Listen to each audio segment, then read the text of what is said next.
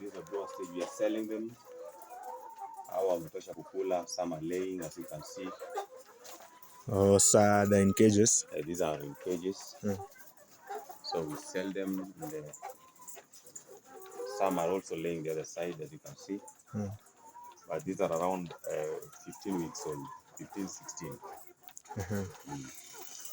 Alafu maji wanakunywa, wanajua kunywa huko juu, naona wanatolea huko juu. Their nipples. Sasa hapa ndio. It is automated. Hii water system is automated from top, huko juu inateremka chini. Alafu wananyonya hii.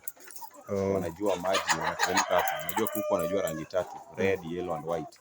So akiona anything red, anything yellow, anything white, it tends to peck it. Sasa ndio akishagundua kuna maji anakunywa tu. Inakuwa easy. Inakuwa rahisi. That's good. Iko smart kabisa. So ikikuwa hapa hizi toka nje. Huyu toki, si ukitaka kumtoa unatoa, unafungua. Na kama unataka alafu unafunga. They are improved. These are improved kienyeji. Yani broiler msaso breed. So nika cross breed hivi.